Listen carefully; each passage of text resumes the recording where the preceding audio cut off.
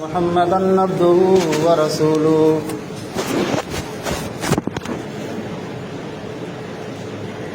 يا أيها الناس اتقوا ربكم الذي خلقكم من نفس واحدة وخلق منها زوجها وبث منهما رجالا كثيرا ونساء واتقوا الله الذي تساءلون به والأرحام إن الله كان عليكم رقيبا يا أيها الذين آمنوا اتقوا الله حق تقاته ولا تموتن إلا وأنتم مسلمون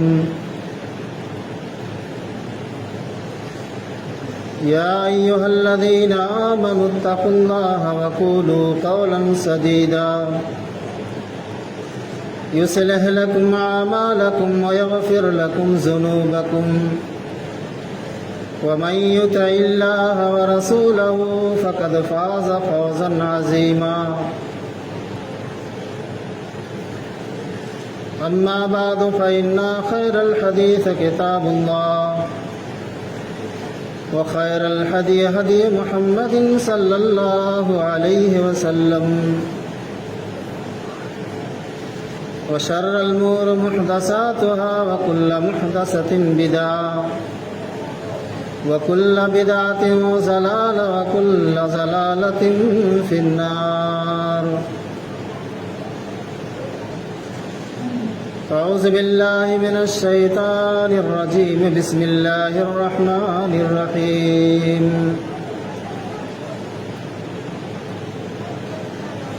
فقلت استغفروا ربكم إنه كان غفارا يرسل السماء عليكم مدرارا ويمددكم بأموال وبنين ويجعل لكم جنات ويجعل لكم أنهارا.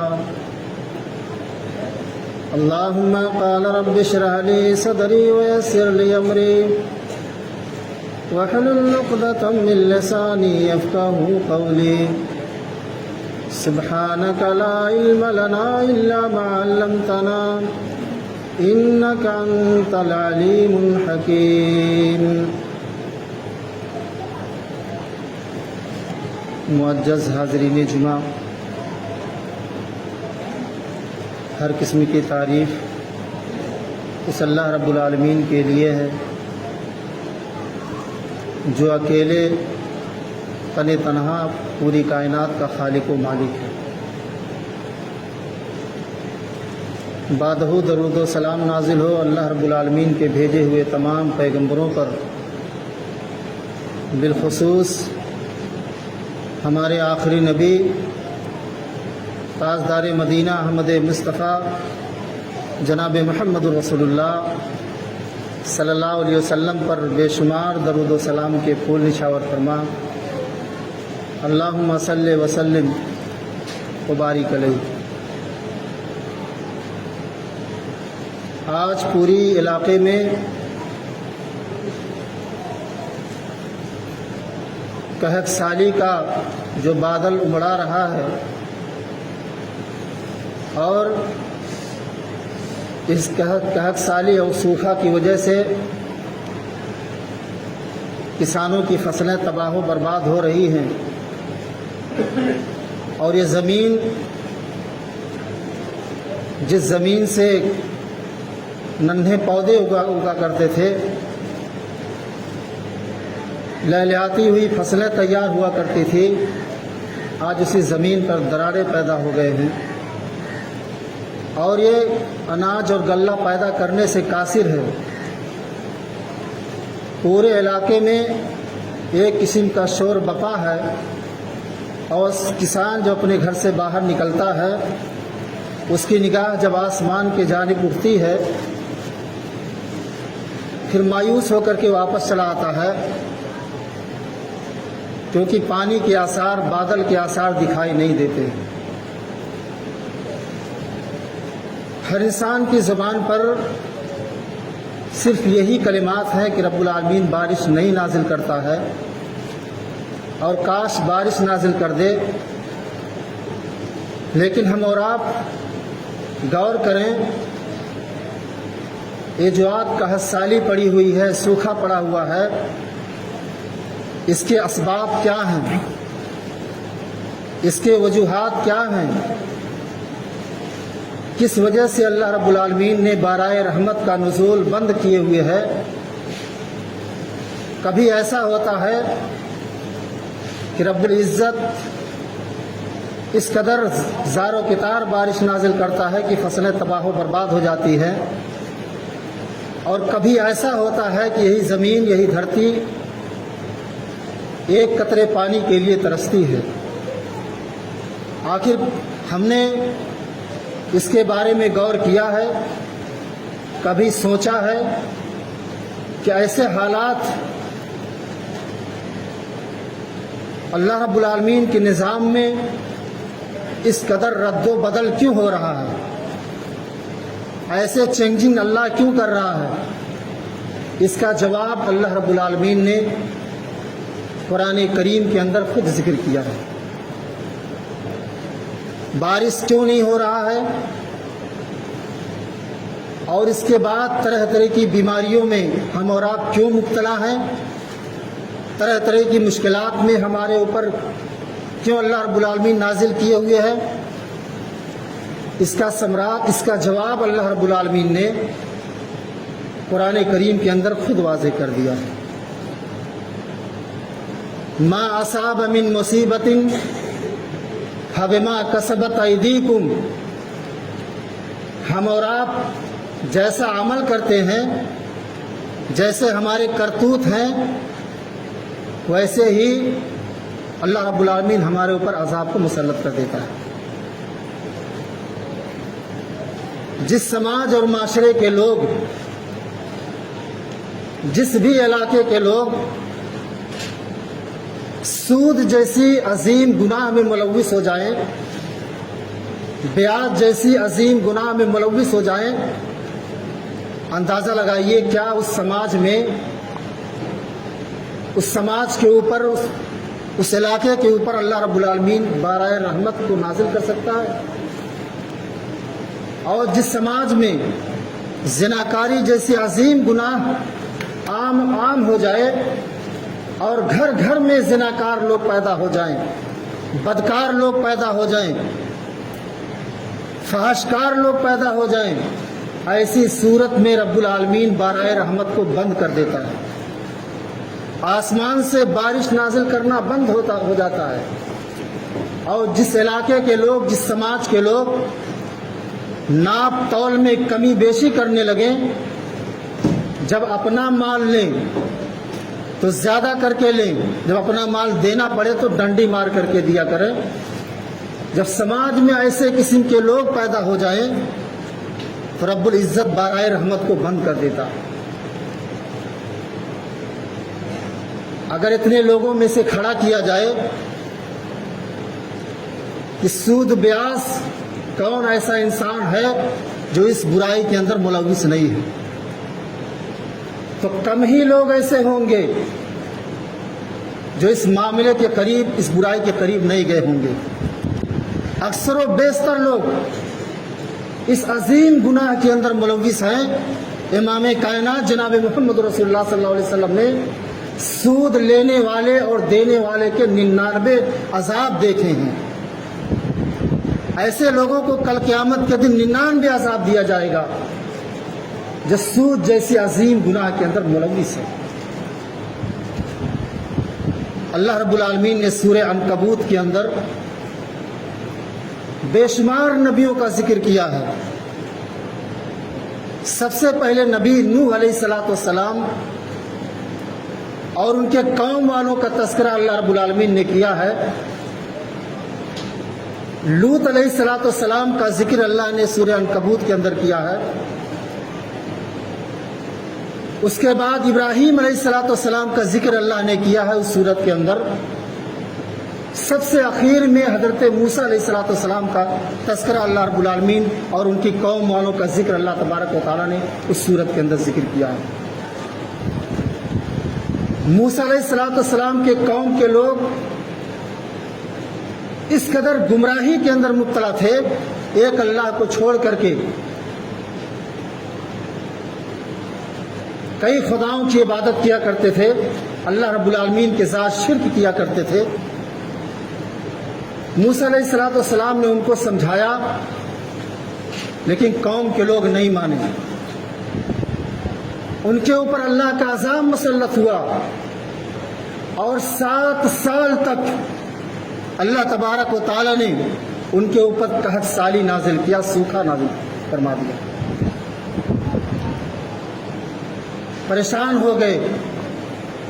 موسیٰ علیہ السلام اپنی قوم والوں کو 70,000 کی تعداد میں لے کر کے فیلڈ میں گئے، بارش کی دعا مانگنے کے لیے، استسقاء کی نماز پڑھنے کے لیے۔ موسیٰ علیہ السلام دعا کرتے ہیں اپنے ہاتھوں کو اٹھا کر کے، اے رب العالمین تو بارائے رحمت کا نزول کر، آسمان سے بارش نازل کر۔ آسمان میں جو بھی بدلی تھی وہ بھی غائب ہو گئی۔ موسیٰ علیہ السلام نے کہا، رب العالمین کیا میری نبوت میں کوئی کمی تھی؟ میری رسالت میں کون سی کمی تھی؟ یا میرے کھانے پینے میں کون سی کمی آ گئی تھی؟ میں تجھ سے بارش کی طلب کر رہا تھا، تھوڑی سی آسمان میں بدلی تھی وہ بھی غائب ہو گئی، اس کا کیا سبب ہے، وجہ کیا ہے؟ اللہ رب العالمین نے فرمایا کہ موسیٰ، تمہارے قوم میں ایک آدمی ایسا ہے جو 40 سال تک میرے آگے سجدہ نہیں کیا ہے، میرا نام نہیں لیا ہے۔ اے موسیٰ پیغمبر، اس آدمی سے کہہ دو کہ اس مجلس سے چلا جائے، نکل جائے۔ موسیٰ علیہ السلام 70,000 کی فوج کو لے کر کے یا انسانوں کو لے کر کے جو محفل میں گئے تھے، جو چٹیل میدان میں گئے تھے دعا مانگنے کے لیے، موسیٰ نے کہا، اللہ اتنی بڑی تعداد ہے، میری آواز کیسے پہنچے گی، میں کیسے اعلان کروں کہ وہ آدمی اس مجلس سے نکل جائے جو گنہگار ہے، جو پاپی ہے؟ اللہ نے کہا، موسیٰ تم اعلان کرو، ہم تمہاری آواز کو پہنچانے کے لیے تیار ہیں۔ موسیٰ علیہ السلام نے آواز لگائی کہ اے وہ شخص جنہوں نے 40 سال تک اپنی زبان پر اللہ کا نام نہ لیا ہو، جو بدکار ہو، جو گنہگار ہو، کبھی اللہ کے سامنے سجدہ نہ کیا ہو، آج وہ اس مجلس سے نکل جائے۔ اسی کی وجہ سے اللہ رب العالمین ہم سب کی دعا کو قبول نہیں کرتا ہے۔ وہ آدمی اکیلے کھڑا ہے، آگے دیکھتا ہے کوئی نہیں نکلتا، پیچھے دیکھتا کوئی نہیں نکلا، بائیں جانب دیکھا کوئی نہیں نکلا، دائیں جانب دیکھا کوئی اس سماج سے، اس محفل سے نکل نہیں رہا ہے۔ دل کے اندر سوچتا ہے کہ لگتا میں ہی ہوں، میں ہی سب سے بڑا گنہگار ہوں، میں ہی سب سے بڑا پاپی ہوں، میں ہی اللہ رب العالمین کا نافرمان ہوں۔ وہ آدمی اپنے چادر سے اپنے سر کو ڈھک لیتا ہے اور چپکے سے اپنے دونوں ہاتھوں کو رب کی بارگاہ میں اٹھاتا ہے، رب العالمین اتنی بڑی 70,000 کی تعداد ہے، اے رب العالمین تو ہمیں رسوا ہونے سے بچا لے۔ اگر میں اس سماج سے نکل گیا، لوگ مجھے پہچان جائیں گے، جان جائیں گے، کتنے بڑے سماج میں صرف ایک ہی آدمی، یہی انسان پاپی ہے، یہی گنہگار ہے، وہ رب کے سامنے دعائیں کرتا ہے، رب العالمین تو ہمیں ذلیل ہونے سے بچا لے، رسوا ہونے سے بچا دے۔ اے رب العالمین ہم تجھ سے توبہ کرتے ہیں، استغفار کرتے ہیں، آج سے ہم تیری نافرمانی نہیں کریں گے، تیری بغاوت نہیں کریں گے، تیرے رسول کے ساتھ نافرمانی نہیں کریں گے۔ دل ہی دل کے اندر چادر اوڑھ کر کے رب سے فریاد کرتا ہے۔ رب العالمین ابھی اس کے ہاتھ نہیں نیچے گرے تھے، آسمان میں بدلی اٹھی، آٹومیٹک بارش ہونا چالو ہو گیا۔ موسیٰ علیہ السلام نے کہا، رب العالمین ابھی تم کہہ رہے تھے کہ ایک آدمی کی وجہ سے ہم بارش نہیں نازل کرتے ہیں، آج معاملہ کیا ہے؟ وہ آدمی اس مجلس سے نہیں نکلا، اس کے باوجود تم بارش نازل کیے ہوئے ہو۔ اللہ کہتا ہے، موسیٰ جس انسان کی وجہ سے ہم بارش روکے ہوئے تھے، آج اسی انسان کی وجہ سے ہم بارش کا نزول کر رہے ہیں۔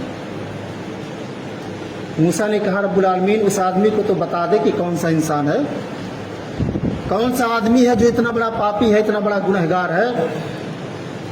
کہا، اے موسیٰ 40 سال تک اس آدمی نے میرا نام نہیں لیا، لیکن آج تک میں نے اس کی برائی پر پردے ڈالے رکھا، اس کی برائی کو میں نے واضح نہیں کیا۔ آج جب وہ توبہ کر لیتا ہے، اپنے گناہ سے استغفار کر لیتا ہے، تو ہم تجھے کیسے بتلا دیں اس آدمی کا نام؟ ذرا غور کیجئے اس واقعے سے۔ سماج میں ایک آدمی برا تھا، ایک آدمی اللہ کا نافرمان تھا، یہاں تک پورا کا پورا سماج اللہ کے باغی بنے ہوئے ہیں، اللہ کے نافرمان بنے ہوئے ہیں، اللہ سے بغاوت کیے ہوئے ہیں۔ ہمارے ساتھ اللہ رب العالمین کیا حشر کرنے والا ہے؟ اللہ اسی وجہ سے رب العالمین بارہ رحمت کو بند کر دیتا ہے۔ یہ اللہ کا عذاب ہے، اور یہ اللہ کا پہلا عذاب ہے جو رب العزت اپنے بندوں کے اوپر بارہ رحمت کا نزول کرنا بند کر دیا ہے۔ طرح طرح کے عذاب آتے ہیں۔ کبھی اللہ رب العالمین زمین کو ہلا دیتا ہے، زمین پہ زلزلے آ جاتے ہیں، اور بہت سارے لوگ ہوٹلوں پہ بیٹھ کر کے مذاق کرنا چالو کر دیتے ہیں۔ ایسا لگتا ہے کہ سب کا گھر گر جائے گا، ان کا گھر نہیں گرے گا، سب لوگ مر جائیں گے، نہیں مریں گے۔ اللہ کا مذاق لوگ سمجھتے ہیں۔ اور جس دن اللہ کا سخت عذاب آئے گا، قوم عاد، قوم سمود، یہ بھی اللہ کے نافرمان لوگ تھے، لیکن اللہ رب العالمین نے انہیں اس طریقے سے تحس نحس کیا کہ لوگ زمین بوس ہو گئے۔ پوری کی پوری بستی آسمان کو اٹھا لیا اللہ نے، اور اوپر سے پلٹ دیا، سارے کے لوگ زمین کے اندر دفن ہو گئے۔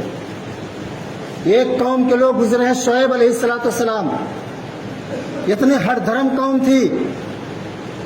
شعیب علیہ السلام نے اپنے قوم والوں کو سمجھایا، اے میری قوم کے لوگوں، اللہ سے رشتہ جوڑو، اللہ کی عبادت کرو۔ اور اس قوم میں سب سے بڑی برائی یہ تھی، سب سے بڑا گناہ کا کام یہ کرتے تھے، جب لوگوں کو کوئی چیز تول کر کے دیا کرتے تھے تو ڈنڈی مار کر کے دیا کرتے تھے، اور جب ان سے اپنا سامان لیتے تھے تو پورا کر کے لیا کرتے تھے، برابر کر کے لیا کرتے تھے۔ شعیب علیہ السلام نے اپنی قوم والوں کو سمجھایا، اے میری قوم کے لوگوں، کسی کے اوپر ظلم نہ کرو، کسی کے ساتھ زیادتی نہ کرو، اللہ رب العالمین کے ساتھ ظلم نہ کرو، رسول کے ساتھ زیادتی نہ کرو۔ لیکن قوم شعیب علیہ السلام کی قوم کے لوگ ماننے سے انکار کر دیا کہ اے اللہ کے نبی، اے اللہ کے پیغمبر، تم اپنا کام کرو، ہم اپنا کام کرتے ہیں۔ یقیناً ایسا ہوا، رب العالمین نے ان کے اوپر اس قدر عذاب مسلط کیا۔ پہلے ان کے اوپر قحط نازل کی، سوکھا ان کے اوپر بارہ رحمت کا نزول ہونا بند کر دیا۔ اس کے بعد ان کے اوپر ایک ایسا عذاب مسلط کر دیا، بڑی تیز آواز، اتنی تیز آواز ان کو سنائی دیتی تھی کہ ان کے جو حلق باہر نکل گئے تھے، ان کے پھیپھڑے باہر نکل گئے اس آواز کو سن کر کے، اور سارے کے سارے لوگ زمین بوس ہو گئے، سارے کے سارے لوگ مر گئے۔ اگر اسی طریقے سے ظلم و زیادتی، اسی طریقے سے نافرمانی، اسی طریقے سے ناشکری اگر ہم کرتے رہیں گے تو ہمارے ساتھ بھی وہی انجام ہونے والا ہے، وہی انجام ہونے والا ہے جو انجام اللہ رب العالمین نے قوم یوسف علیہ شعیب علیہ السلام کے قوم والوں کے ساتھ کیا تھا، ہود علیہ السلام کی قوم والوں کے ساتھ کیا تھا، لوط علیہ السلام کی قوم والوں کے ساتھ کیا تھا، وہی حشر ہمارے ساتھ بھی ہونے والا۔ یقیناً یہ ہماری کمی ہے، اگر کمی نہ ہوتی تو آج ہم اتنے بڑے عذاب کے اندر مبتلا نہ ہوتے کہ اللہ رب العالمین ہمارے اوپر سے اپنی رحمت کو ہٹا لیا۔ کسی کا کوئی چارہ نہیں چلتا، نہ دنیا میں کوئی ایسا انسان، کوئی ایسا ملک طاقتور ہے جو بارہ رحمت کو نزول کر سکے۔ سارے کے سارے پوری دنیا کے لوگ حیران و پریشان ہیں۔ اللہ کے نبی جناب محمد رسول اللہ صلی اللہ علیہ وسلم کے زمانے میں بھی ایسا دور دیکھنے کو ملا تھا، ایسا وقت دیکھنے کو بھی ملا تھا۔ آپ کے زمانے میں بھی سوکھا پڑ گیا تھا، فصلیں برباد ہو رہی تھی۔ جمعہ کا دن تھا، جناب محمد رسول اللہ صلی اللہ علیہ وسلم خطبہ دے رہے تھے۔ ایک دیہاتی بھاگتا ہوا آیا، یا رسول اللہ صلی اللہ علیہ وسلم، फसलें बर्बाद हो रही हैं, फसलें सूखी जा रही हैं, बारिश का नुज़ूल नहीं हो रहा है। रब्बुल आलमीन, ऐ मेरे नबी, ऐ अल्लाह के नबी सल्लल्लाहु अलैहि वसल्लम, आप अल्लाह से दुआ कर दीजिए कि अल्लाह रब्बुल आलमीन बाराए रहमत का नुज़ूल करे। अल्लाह के नबी सल्लल्लाहु अलैहि वसल्लम उसी जुमे में खुतबे में आप दुआ करते हैं, अल्लाहुम्मा अस्किना, अल्लाहुम्मा अंज़िल अलैना अल-गैस, आप दुआ करते हैं, आसमान में बदली उठती है और अभी जुमा नहीं ख़त्म होता है, लोग मस्जिद से बाहर नहीं निकलने चालू होते हैं, ऐसी सूरत में रब्बुल आलमीन बाराए रहमत का नुज़ूल कर देता है। हमें तौबा इस्तिग़फ़ार करनी चाहिए, अल्लाह से तौबा करो अपने गुनाहों की। कुरान करीम के अंदर अल्लाह फरमाता है, इस्तग़फ़िरू रब्बकुम इन्नहु काना गफ़्फ़ारा, अपने गुनाहों की अल्लाह से तौबा इस्तिग़फ़ार करो। तौबा इस्तिग़फ़ार करने से, अपने गुनाहों की माफ़ी मांगने से रब्बुल इज़्ज़त बाराए रहमत का नुज़ूल फरमाता है। इमाम बसरी रहमतुल्लाह अलैह बयान करते हैं कि उनके पास 4 लोग आए, 4 किस्म के लोग आए और चारों लोग अलग अलग मैटर लेकर के आए। पहला आदमी जो आया वो बारिश की शिकायत लेकर के आया, कहा इमाम साहब बारिश नहीं हो रही है, आप अल्लाह से दुआ कर दीजिए। इमाम साहब ने फरमाया कि अल्लाह से तौबा इस्तिग़फ़ार करो। दूसरे आदमी आया, वो भूख की शिकायत लेकर के आया, कहा मेरे घर में खाने के लिए कुछ नहीं है, आप अल्लाह से दुआ कर दीजिए मेरे घर में खाने के लिए गल्ले हो जाएं, अनाज हो जाए। इमाम बसरी फरमाते हैं कि जाओ अल्लाह से तौबा इस्तिग़फ़ार करो। तीसरा आदमी आता है, वो अपने औलाद की शिकायत करता है कि रब्बुल इमाम बसरी रहमतुल्लाह अलैह, मेरे घर में कोई औलाद नहीं है, आप अल्लाह से दुआ कर दीजिए कि मेरे घर में औलाद हो जाए। इमाम साहब ने वही चीज़ बतलाई कि जाओ अल्लाह से तौबा इस्तिग़फ़ार करो। चौथा आदमी आया, कहा इमाम साहब हमारे पास बागात बहुत हैं, खेतियाँ बहुत हैं, लेकिन उसमें गल्ला नहीं पैदा होता है, खेती तो बहुत ज़्यादा है, इसमें अनाज नहीं लगता है। इमाम साहब अल्लाह से दुआ कर दीजिए ताकि हमारे खेतों में गल्ले लगना चालू हो जाए। इमाम साहब फरमाते हैं कि जाओ तौबा इस्तिग़फ़ार करो। इमाम बसरी रहमतुल्लाह अलैह के पास जो आदमी बैठे हुए थे, उन्होंने पूछा कि इमाम साहब, चारों आदमी आए और चारों अलग अलग फरियाद लेकर के आए। एक ने भूख की शिकायत की, दूसरे ने औलाद की शिकायत की, तीसरे ने बारिश की शिकायत की, चौथे ने फसल की शिकायत की। आपने एक ही फार्मूला बताया, सब लोगों को एक ही दवा दिया, क्या वजह है, इसका क्या सबब है? इमाम साहब ने फरमाया, कहा कुरान करीम के अंदर अल्लाह तबारक व तआला ने इसका जवाब दिया है। कुरान में अल्लाह तबारक व तआला ने इस चीज़ का जवाब दिया है और अल्लाह ने फरमाया, इस्तग़फ़िरू रब्बकुम इन्नहु काना गफ़्फ़ारा युरसिलिस समा अलैकुम मिदरारा। तुम अल्लाह से तौबा इस्तिग़फ़ार करो, अल्लाह से अपने गुनाहों की माफ़ी मांगो। जब अल्लाह से तौबा इस्तिग़फ़ार करोगे, अपने गुनाहों की माफ़ी मांगोगे, इस्तग़फ़िरू रब्बकुम इन्नहु काना गफ़्फ़ारा युरसिलिस समा अलैकुम मिदरारा, अल्लाह रब्बुल आलमीन आसमान से मूसलाधार बारिश नाज़िल करेगा। वयुमदिदकुम बिअमवालिन व बनीन, और अल्लाह रब्बुल आलमीन तुम्हारे मालों में बढ़ोतरी करेगा। माल की शिकायत लेकर के आया था, बारिश की शिकायत लेकर के आया था, कहा तौबा इस्तिग़फ़ार करो। युरसिलिस समा अलैकुम मिदरारा, अल्लाह रब्बुल आलमीन आसमान से बारिश नाज़िल करेगा। वयुमदिदकुम बिअमवालिन व बनीन, भूख की शिकायत लेकर के आया था, अल्लाह तुम्हारे मालों में बढ़ोतरी करेगा। वयुमदिदकुम बिअमवालिन व बनीन, अल्लाह तुम्हें औलाद देगा। इस आयत करीमा में अल्लाह रब्बुल आलमीन ने सब कुछ बयान कर दिया। इस नाते जो अज़ाब हमारे ऊपर मुसल्लत है, इस अज़ाब के छुटकारा के लिए अल्लाह से तौबा इस्तिग़फ़ार करो, अल्लाह से अपने गुनाहों की माफ़ी मांगो, वरना वही हशर होने वाला है, वही अंजाम होने वाला है जो अंजाम, जिस अंजाम का वाक़या अल्लाह रब्बुल आलमीन ने सूरे नून और कलम में बयान कर दिया है। इन्ना बलौना कमा बलौना असहाबल जन्ना, अल्लाह फरमाता है हम तुमको आजमाएंगे, हम तुम्हारा इम्तिहान लेंगे जिस तरीके से हमने आजमाया था असहाबुल जन्ना वालों का, बाग वालों का हमने इम्तिहान लिया था। उनके 4 बेटे थे, बनी इसराइल में एक इंसान था, 4 बेटे थे। बाप बड़ा नेक था, बड़ा अल्लाह वाला था। उसके मर जाने के बाद اس کے پاس ایک باغات تھی. جب تک باپ زندہ تھا اس باغ میں جو پیدا ہوتا تھا غریبوں مسکینوں میں بانٹ دیا کرتا تھا, تقسیم کر دیا کرتا تھا. اس کے انتقال کر جانے کے بعد 4 بیٹے تیار ہوئے. بیٹوں نے کہا کہ ہمارا باپ بہت بڑا بیوقوف تھا, بہت بڑا نکما تھا. ہمارا کھیت ہے, ہمارا باغ ہے, ہمارے باغ میں جو فصل تیار ہوتا تھا ہمارا باپ غریبوں میں بانٹ دیا کرتا تھا, بہت بڑا بیوقوف تھا, ہم ایسا نہیں ہونے دیں گے. باغ کے کٹنے کا وقت جب آیا تو ان لوگوں نے پلان بنایا, چاروں بھائیوں نے. یہ قرآن کا واقعہ ہے. سورہ نون والقلم کے اندر اللہ تبارک و تعالیٰ نے اس واقعے کو ذکر کیا ہے. آپ پڑھ سکتے ہو بآسانی کے ساتھ. اللہ نے اس واقعے کو بیان کیا ہے. چاروں بھائی والے مشورہ کرتے ہیں, ہمارا باپ بہت بڑا بیوقوف تھا, سارا مال غریبوں میں بانٹ دیا کرتا تھا, ہم ایسا نہیں ہونے دیں گے. فصل پک کر کے تیار ہوئی. چاروں بھائیوں نے رات کے اندر مشورہ کیا, صبح ہونے سے پہلے ہم جائیں گے فصل کو کاٹ لیں گے تاکہ غریبوں کو نہ مل پائے.